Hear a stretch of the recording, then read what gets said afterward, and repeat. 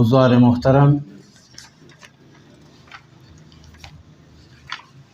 آج مثنوی خوانی کا 91واں جلسہ جو ہے اس کا ہم آغاز کر رہے ہیں۔ اس سے پہلے 90 اجلاس جو ہیں منعقد ہو چکے ہیں، اور اگر ہم سال 2023 جو ہے اسے دیکھیں تو اس رواں سال کی یہ تیسری محفل ہے۔ میں آپ سب کو خوش آمدید کہتا ہوں۔ اس سے پیشتر کہ ہم مثنوی خوانی کا باقاعدہ آغاز کریں، میں قاریہ محترمہ عقیلہ خاتون سے درخواست کروں گا کہ قرآن حکیم کی سورہ المائدہ کی آیت نمبر 54 کی ہمارے لیے تلاوت فرمائیں۔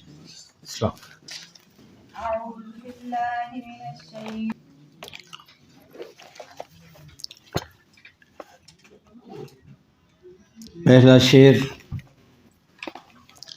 ای ز غیرت بر سبو سنگی زده،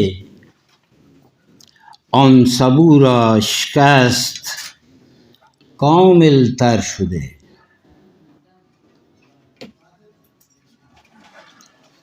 ای ز غیرت، غیرت کے معنی ہیں شرم، حیا، حمیت، اور کئی دفعہ اس کے معنی حسد کے بھی آتے ہیں۔ جب ہم کہتے ہیں غیرت چمن یا غیرت گلزار تو اس سے مراد یہ ہے کہ جس پر چمن کو بھی رشک آئے، جس کی خوبصورتی پر، اور کنایتاً یہ محبوب ہے۔ ای ز غیرت بر سبو سنگی زدی، ہم اپنی داستان میں یہاں پہنچے ہوئے ہیں کہ وہ جو بدو تھا وہ بارش کے پانی کا تحفہ ایک مٹکی میں ڈال کر، ٹھلیا میں ڈال کر جو ہے وہ خلیفہ کے دربار تک پہنچ چکا ہے، اور وہ اپنے جو ہے وہ تحفہ وہاں پیش کر کہتے ہیں کہ تحفہ قبول کر لیا بادشاہ نے یا خلیفہ وقت نے، یہ جانتے بوجھتے ہوئے کہ یہ جو بارش کا پانی ہے ان کی ایک خلیفہ وقت کے لیے کیا اہمیت ہو سکتی ہے، لیکن انہیں یہ پتہ تھا کہ یہ ایک نادار شخص جو کہ بادیہ نشین تھا، صحرا سے اٹھ کر آیا ہے، تو انہوں نے خلیفہ نے کیا کیا کہ اس بارش کے پانی کے بدلے اس کی جو مٹکا تھا جس کے اندر وہ پانی لے کر آیا تھا اس کو سونے سے بھر دیا، اور انعام و اکرام اور اس کے علاوہ ایک خلعت بھی اس کو عطا کی اور اس کو روانہ کیا۔ لیکن مولانا جو ہے یہاں جو سبو ہے، جو مٹکا ہے، اس کو انسان کی ذات سے تشبیہ دے رہے ہیں۔ مولانا جو ہے وہ فرماتے ہیں کہ غیرت جو ہے، غیرت عبارت است از آن که خدا غیر همه موجودات است۔ غیرت کو ذرا تھوڑا سا اس کا ہم جو ہے تقسیم کریں، غیرت تیرے علاوہ، غیرت عبارت است از آن که خدا غیر همه موجودات است و همون است که از حد توصیف و بیان بیرون است۔ اللہ تعالیٰ کی ذات وہ ذات بابرکات ہے جس کی توصیف کرنا بھی ہم ایک انسان کے لیے ممکن نہیں ہے۔ و ان کلمات و عبارت معمولی ما نمی تواند حق مطلب را ادا کند۔ غیرت در لغت به معنی ناپسند دانستن شرکت دیگران در حق خود است۔ ایک شخص جب اپنے حق میں کسی دوسرے کی دخل اندازی جو ہے وہ دیکھتا ہے تو وہ اس کے لیے باعث غیرت ہوتی ہے۔ باعث شرمندگی، شرم و حیا، اور کئی دفعہ اس کے لیے باعث خشم بھی ہوتی ہے، غصے کے لیے بھی ہوتی ہے اس استعمال۔ در اصطلاح صوفیہ، صوفی حضرات جو ہیں غیرت کے کلمے کی جو ہے وہ جب یہ توصیف کرتے ہیں، در اصطلاح صوفیہ غیرت دو نوع ہست، یکی غیرت خدا بر بندے و دیگری غیرت بندے بر خدا۔ ایک پہلی غیرت یہ ہے کہ اللہ تعالیٰ جو ہے اس کو بندے پر غیرت آئے، اور دوسرا یہ ہے کہ بندے کو خدا پر غیرت ہو۔ غیرت خدا بر بنده بدین معنی است که خدا میخواهد بنده را از خلائق بگیرد و تنها به خود مشغولش دارد۔ اللہ تعالیٰ جس شخص کو اپنا محبوب جان لیتا ہے اس کو دوسرے لوگوں سے علیحدہ کر کے اپنی ذات کے ساتھ منسلک کر لیتے ہیں، یعنی وہ ذکر خدا میں مشغول ہو جاتا ہے، وہ اپنی خداوند متعال سے لو لگا لیتا ہے۔ یہ پہلی غیرت کی ایک قسم صوفیہ کے جو ہے اصطلاح میں یہ ہے۔ وہ دوسری ولی غیرت بندہ بر حق این است کہ احوال و انفاس خود را بغیر حق مشغول ندارد۔ بندے کی غیرت یہ ہے کہ وہ اپنی ذات کو خدا کے علاوہ دوسروں کے ساتھ منسلک نہ کرے۔ وہ اگر بندہ ہے تو خدا کا بندہ ہے، ما سوا اللہ جو ہے اس کی طرف اس کا ذکر نہ ہو۔ یہ میں غیرت کا مختصراً جو ہے وہ آپ کی خدمت پہ بیان کر رہا ہوں۔ بے اعتقاد صوفیان و عاشق و معشوق بالذات است۔ صوفیوں کا جو اعتقاد ہے وہ یہ ہے کہ خدا کو معشوق بھی کہا گیا، عاشق بھی کہا گیا ہے، خدا کے دونوں روپ ہیں۔ وبحکم یحبہم یحبونہ، او نخست صلاح محبت در انداخت و شور عشق برانگیخت۔ اللہ تعالیٰ نے سب سے پہلے جو کام کیا وہ عشق کا کام کیا۔ مولانا اپنی ایک ربائی میں کہتے ہیں کہ از شبنم عشق خاک آدم گل شد، صد فتنہ و شور در جہان حاصل شد۔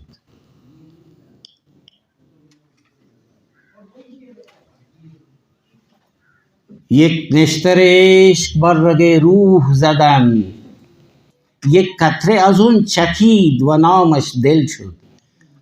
اللہ تعالیٰ کا پہلا عشق یہ ہے کہ جس وقت تخلیق آدم کی گئی تو اللہ تعالیٰ نے جو اس مٹی کو جب گوندا تو اس کے اندر جو نمی تھی وہ عشق کی شبنم سے اس مٹی کو گوندا گیا،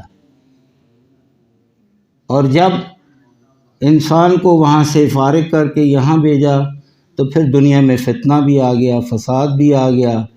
اور جب عشق کو دیکھا گیا تو اگر جب انسان کے دل کے اوپر ایک چھوٹا سا نشتر چلا تو اس کے اندر سے جو قطرہ خون کا ٹپکا اس کو مولانا نے دل کہا۔ تو یہ ابتدا جو ہے یہ عشق سے جو ہے مولانا کہتے ہیں۔ تو یہ جو لفظ ہے ابھی آپ کے سامنے خانم نے تلاوت قرآن مجید کی تو اس کے اندر جو لفظ تھا اس کی طرف مولانا نے یہاں جو ہے کنایا کیا تھا، اور وہ یہاں یحبہم و یحبونہم، اے ایمان والو تم میں سے جو شخص اپنے دین سے پھر جائے تو اللہ تعالیٰ بہت جلد ایسی قوم کو لائے گا جو اللہ کی محبوب ہوگی اور وہ بھی اللہ سے محبت رکھتی ہوگی۔ اللہ کی محبوب ہے ایک طرف اور ایک طرف محبوب خدا ان کا ہو جاتا ہے، یعنی یہ دو طرفی جو ہے اللہ تعالیٰ نے جو ہے یہ اس کا جو ہے حساب ہے، اور یہی جو ہے اس کی اللہ تعالیٰ کی اور بندے کی غیرت کے مطابق ہے۔ اللہ تعالیٰ نے اپنے علم کے مطابق فرمایا کہ جس کا وقوع نبی کریم صلی اللہ علیہ وسلم کی وفات کے فوری بعد ہوا، یہ ایک چھوٹا سا فتنہ جو تھا وجود میں آیا تھا رسول پاک کے وصال کے بعد، جس کو بعد میں جو تھا وہ خلفاء نے حل کیا، اور مرتدین کے مقابلے میں جس قوم کو اللہ تعالیٰ نے کھڑا کرے گا ان کی نمایاں صفات میں سے 4 صفات موجود ہیں۔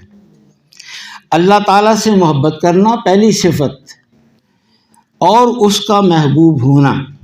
دوسرا، اہل ایمان کے لیے نرم اور کفار کے لیے سخت رویہ اختیار کرنا، رحماء بینہم و اشداء علی الکفار۔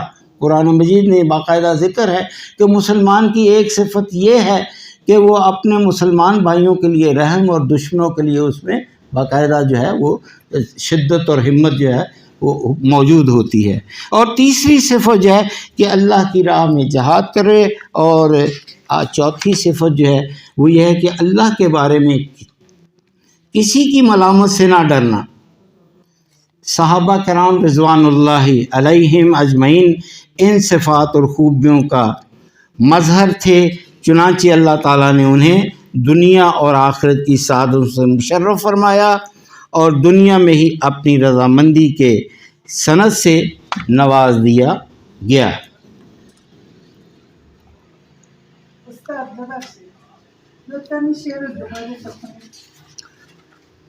از شبنم عشق خاک آدم گل شد، خاک خشک مٹی ہے اور گل جو ہے وہ خاک سرشتے ہے، گندی ہوئی مٹی جو ہے وہ گل ہو جاتی ہے۔ از شبنم عشق خاک آدم گل شد، صد فتنہ و شور در جہان حاصل شد، یک قطرہ عشق بر رگ روح زدند، یک قطره از آن چکید و نامش دل شد۔ یہ جو ابھی تلاوت خانم نے فرمائی ہمارے سامنے سورہ المائدہ کی آیت نمبر 54 تھی، تو اس کے بارے میں نے ایک اور تفسیر جب پڑھی تو اس کے اندر بڑا واضح جو ہے یہ بیان کیا گیا کہ آنان کے خدا را دوست دارند و خدا دوستشون دارد۔ ابھی پہلے میں بیان کیا کہ وہ لوگ جن کو خدا پسند کرتا ہے اور وہ جو خدا کو چاہتے ہیں۔ دربارے یہ کہ ان آیا اشارہ به چه کسانی است، یہ آیت کن لوگوں کے لیے ہے؟ و باوران اسلام کیانند کہ خدا انہا را به ان صفات ستوده است، تو پھر یہ وہ لوگ کون ہیں جن کو اللہ تعالیٰ نے اس قرآن حکیم میں بھی جن کی تعریف کی ہے۔ در روایات اسلامی و سخنان مفسران بحث های بسیاری دیده شده، بہت سارے مفسران نے اس آیت کے بارے میں جو ہے اپنی تفسیر بیان کی۔ از طریق شیعہ و اہل تسنن وارد شده است کہ و میخوانیم کہ این آیت درباره علی علیہ السلام در فتح خیبر نازل شده۔ اس آیت کا نزول اس وقت ہوا جس وقت جو ہے بہت سارے دوسرے حضرات جو کہ خیبر کے قلعہ کی فتح میں شامل تھے، اور وہ جب ناکام ہو گئے اور پھر رات کو رسول خدا نے کہا کہ کل میں جو علم ہے اس کے ہاتھ میں دوں گا جو انشاءاللہ اس کو فتح کرے گا، تو یہ اس بارے میں یہ آیت کا نزول ہوا۔ ہمیں یہ خدا سوگند فردا پرچم را به دست کسی می سپارم کہ خدا و پیغمبرش را دوست دارد۔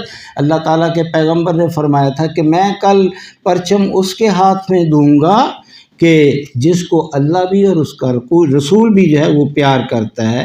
و خدا و پیغمبرش نیز اورا دوست دارد، اور اللہ اور اس کا پیغمبر یقینی طور پر اس کو بہت زیادہ پسند کرتا ہے۔ پی در پی حمله می کند و هیچگاه از برابر آنها نمی گریزد و از این میدان باز نخواهد گشت مگر این که خدا به دست او پیروزی را نصیب مسلمانان کند. یہ رسول پاک کا فرمان تھا کہ میں جس کو پرچم دوں گا وہ انشاءاللہ پے در پے حملے کرے گا، اس لیے حیدر کرار کہا گیا حضرت امیر المومنین کو، اور وہ کہتے ہیں کہ اس وقت تک ان کے حملے جاری رہیں گے جب تک خیبر کو فتح نہیں کر لیتے. اگلا شعر چلتے ہیں، پڑھتے ہیں.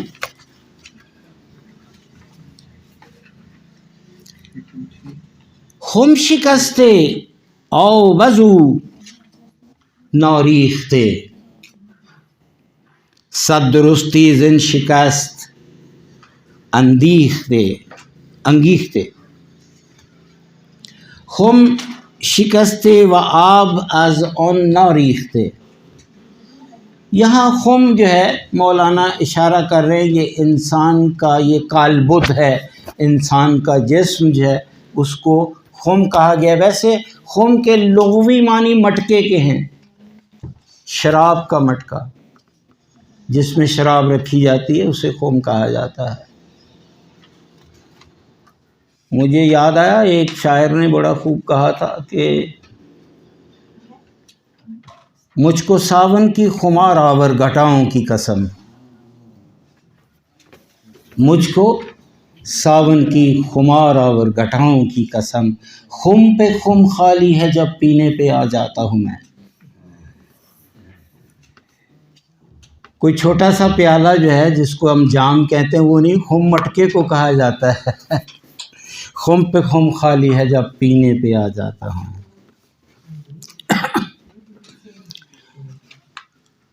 اللہ تعالیٰ کہتا ہے کہ یہ جو خم جو ہے اگر اس کو توڑ دیا جائے اور جو اس کے اندر کا پانی ہے اس کو بہایا نہ جائے، ضائع نہ کیا جائے، تو اس کے معنی در حقیقت یہ ہیں خم اشکستن سے مراد ہے اپنی ذات کو جو ہے وہ ختم کرنا، فنا کرنا. جس وقت انسان جو ہے اپنی ذات میں شکست و ریغ کر لے، خود کو اللہ تعالیٰ کی ذات کے اندر فنا کر دے، یہی اس کی کامیابی ہے. کامیابی اس کے بعد ہے، یہ نہیں ہے کہ وہ اپنی اسی اکڑ پھو میں بیٹھا رہے. جزو خم برقص است و بحال عقل جزوی را نموده و ان محال. جزوی یعنی ٹکڑے کے بھی ٹکڑے، حصے کے بھی حصے جو ہیں. در رقص و حال است ولی عقل جزوی محال است کہ بے ان حال برسد. انسان کی عقل جو ہے جب ایک شخص فنا فی اللہ کے حالت میں وارد ہو جاتا ہے تو پھر یہ جو عقل یہی ایک جزوی چیز ہے، یہ عام عقل کی سوچ سے مبرہ ہو جاتی ہیں یہ چیزیں جو ہیں. ہر گاہ سالک خم وجودش را شکند. جس وقت ایک سالک جو ہے وہ اپنے وجود کے خم کو یعنی اپنی ذات کو جو ہے اس کی نفی کر دیتا ہے، اس کے اندر اثبات ختم اور نفی میں ختم ہو جاتی ہے، تو اور تو ہی رہ جاتا ہے، تو پھر جو ہے کیا ہوتا ہے بے آب معنی واصل می گردد. اور انسان جو ہے وہ جو مٹکا جو ہے وہ آب واصل پر جو ہے وہ پہنچ جاتا ہے، یعنی وہ وصال کی طرف جا پہنچتا ہے. اس کا وصال جو ہے وہ خدا کی ذات کی طرف جو ہے قرب جو ہے وہ بڑھتا جاتا ہے. نئے سبو پیدا در ان حالت نئے آب. اور کئی دفعہ ایسا بھی ہوتا ہے نہ تو مٹکے کی خبر ہوتی ہے نہ پانی کی خبر ہوتی ہے. خوش پہ بن واللہ عالم بالصواب. آپ صرف دیکھتے جائیں، اللہ جانتا ہے کہ کیا بہتر ہوگا. چون در معنی زنی باوزت کنند. جب آپ معنی کا دروازہ کھٹکھٹاتے ہیں تو وہ تمہارے لیے کھول دیں گے. در معنی حضرت عیسیٰ علیہ السلام کا ایک قول ہے. حضرت عیسیٰ نے فرمایا تھا ڈھونڈو پاؤ گے، مانگو ملے گا، اور کھٹکھٹاؤ کھلے گا. تینوں چیزیں جب آپ اللہ تعالیٰ کی ذات سے طلب کرتے ہیں تو پھر جو ہے وہ ہو جاتی ہیں. اور یہاں کہہ رہے ہیں کہ چندر معنی زنی، جب آپ معنا کا جو ہے دروازہ کھٹکھٹاتے ہیں، پر فکرت زن کے شہ بوزت کنت، اور تو اپنی سوچ جو ہے اس کے پنکھ جو ہے اپنی ذات کو لگا دو تو پھر یہ تمہیں بلند پرواز کر دے گا، یہ تمہیں عروج پر لے جائے گا، تمہیں شہباز بنا دے گا۔ پر فکرت گل آلودو گران زن کے گل خاری تھرا گل شد چونان۔ پر روبال اندیشے و عقل تو و گل دنیا آغشتے شدہ ہست، یہ انسان جو ہے یہ دنیا کی غلاظتوں سے، ان کی جو حرص و ہوا ہے اس سے گل آلود ہو گیا، یعنی اس سے لتھڑا ہوا ہے، اور وہ پنکھ، وہ اس کے بال جس کی وجہ سے مدد سے اس نے پرواز کرنی ہے، وہ اس کے اوپر دنیا کی غلاظت اتنی پڑی ہوئی ہے کہ اس کے لیے عروج جو ہے وہ ایک مشکل ہے، اس کے جو خیالات ہیں ان کے وہ پاکیزگی جو ہے وہ گل آلودہ ہو چکی ہے۔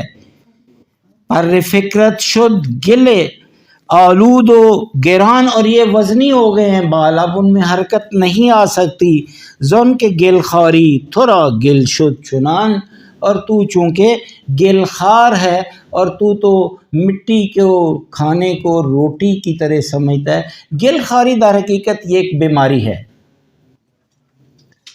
قدیم اطباء نے گل خاری کے بارے میں یہ بتایا ہے کہ یہ ایک ایسی بیماری ہے، اور وہ جو ہے لوگ مٹی کو اس طرح کھاتے ہیں جس طرح کہ وہ کوئی کھانے کی چیز ہو، لیکن یہ ہے کہ یہاں گل جو ہے مولانا نے جو ہے تمثیل دی ہے کہ دنیا کی غلاظتیں جو آپ اس کی طرف مائل ہو جاتے ہیں۔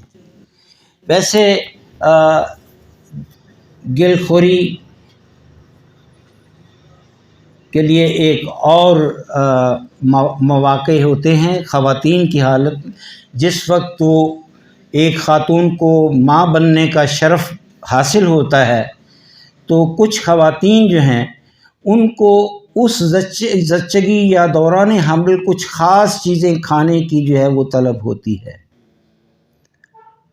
کوئی کھٹی چیز کو پسند کرتی ہے، کوئی میٹھی کو پسند کرتی ہے، اور کچھ کی حالت یہ ہوتی ہے کہ وہ مٹی کھانا شروع کر دیتی ہیں، اور اس کو کہتے ہیں وی آر خیردان۔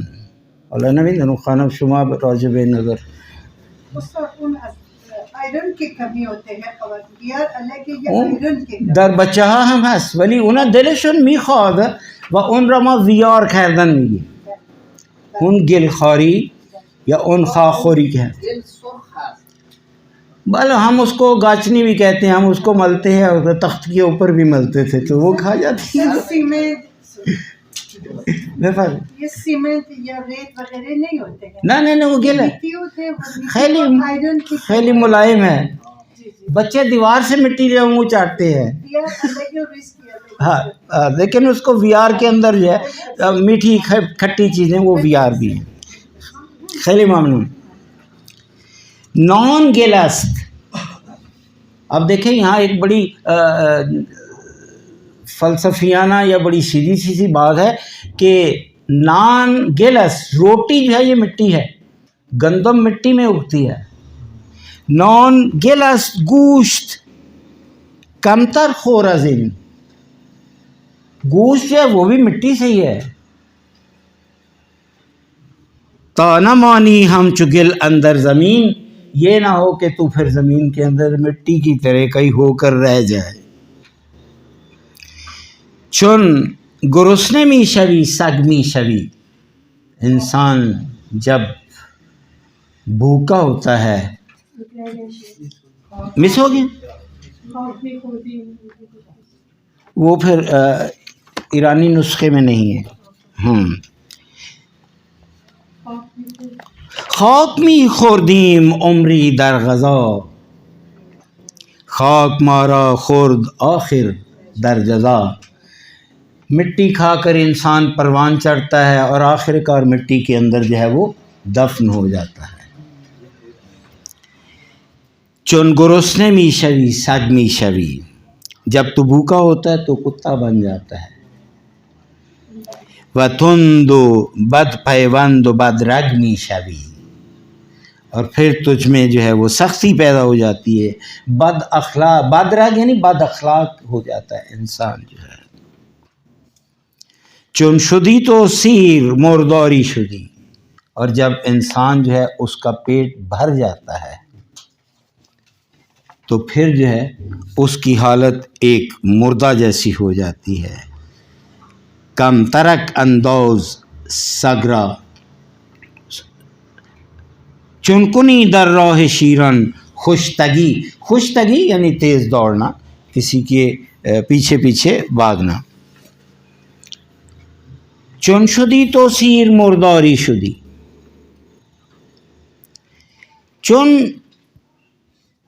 شکمت سیر شود، جب انسان کا پیٹ جو ہے وہ بڑھ جاتا ہے، بالکل کھا پی کر جو ہے وہ سیر ہو جاتا ہے، مردار خواہی شد، پھر تم مردار جیسے ہو جاؤ گے۔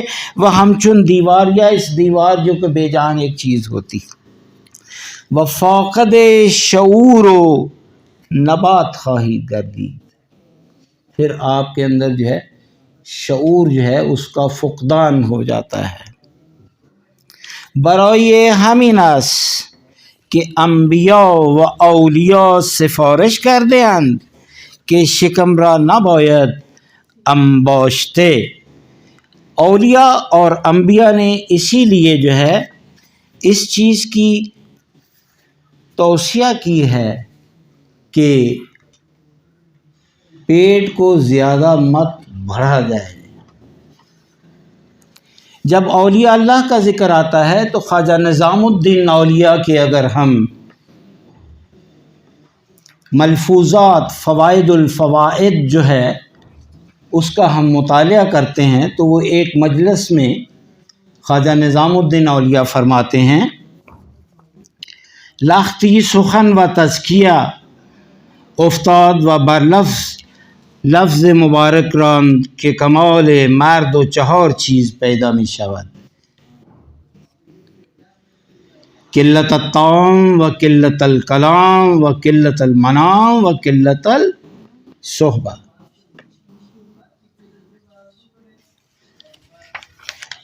حضرت خواجہ نظام الدین اولیاء فرماتے ہیں کہ کم کھانا، قلت الطعام، قلت الکلام کم بولنا، قلت المنام کم سونا، اور لوگوں سے کم ملنا،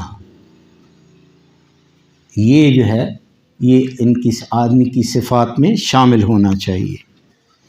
علامہ اقبال جس وقت جاوید نامہ میں پہنچتے ہیں تو وہاں وہ اپنے بیٹے کو مخاطب کر کے اس کو یہ توصیہ کرتے ہیں کہ کم خور و کم خواب و کم گفتار باش،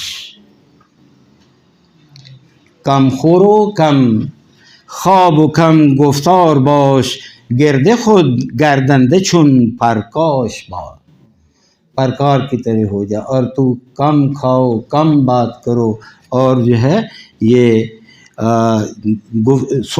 کم سوئیں آپ۔ دوسرا شعر مولانا ملا کے بہت خلاف تھے، تو وہ کہتے ہیں کہ منکر حق نزد ملا کافر است، منکر خود نزد من کافر تر است، منکر حق نزد ملا کافر است، ملا وہ شخص جو کہ اللہ تعالیٰ کی ذات کے بارے میں کفر کرتا ہے وہ اس کو کافر کہتا ہے، لیکن کہتا ہے کہ منکر خود نزد من، علامہ کہتے ہیں میرے نزدیک وہ شخص جو اپنی ذات کا منکر ہے، وہ جو اپنی ذات کو نہیں پہچانتا۔ ایک صوفی کا قول ہے، من عرف نفسہ فقد عرف ربہ، جس نے اپنی ذات کو نہیں پہچانا اس نے کہا وہ بھی کافر ہے، یہ علامہ اقبال کا قول ہے۔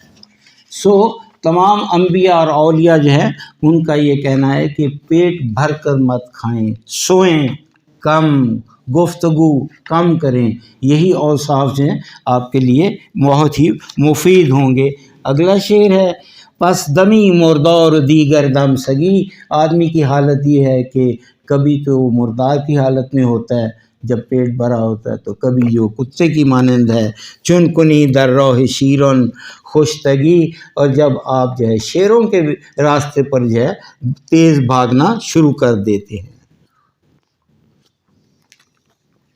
اولت عشق اور خود جو سگ مدان، کم ترک انداز سگ را استخوان۔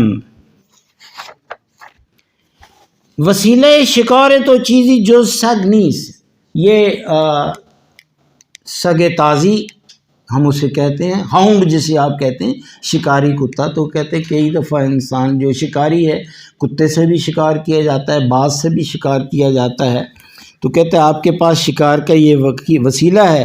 حال ان چنین اس کے سگ را کمتر استخوان بدے، تو بہتر یہ ہے کہ تم اس سگ کو بہت چھوٹی ہڈی یعنی اس کی طرف غذا مت پھینک۔ یہاں جو ہے اصل میں جو ہے یہ کتا جس کو کہا گیا وہ انسان کا نفس ہے، اور وہ کیا ہے؟ نفس امارہ ہے جس کو کتا کہا گیا ہے۔ قرآن حکیم میں اگر آپ جائیں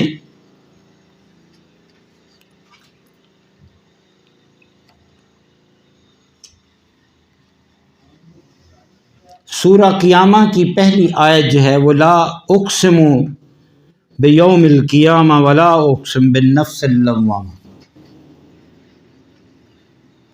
قرآن مجید میں نفس انسان کی 3 قسموں کا ذکر کیا گیا ہے۔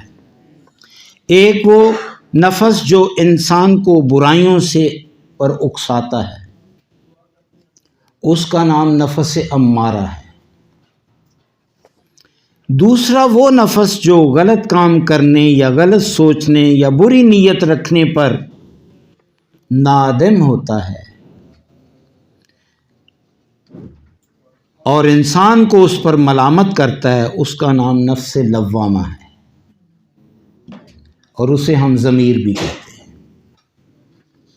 اور اسی کو ہم آج کل کی اصطلاح میں ضمیر کہتے ہیں۔ تیسرا وہ نفس جو صحیح راہ پر چلنے اور غلط راہ چھوڑ دینے میں اطمینان محسوس کرتا ہے، اس کا نام ہم نفس مطمئنہ کہتے ہیں۔ تو وہ جو سگ کی طرف اشارہ ہے، در حقیقت ہے کہ وہ نفس امارہ ہے۔ وہ کہتے ہیں تو نفس امارہ کی تشویق مت کر، اس کو جو ہے غذا مت دے، اس کی حمایت مت کر، بلکہ یہ جو دوسری قسم ہے اس کی طرف جو ہے دھیان دے۔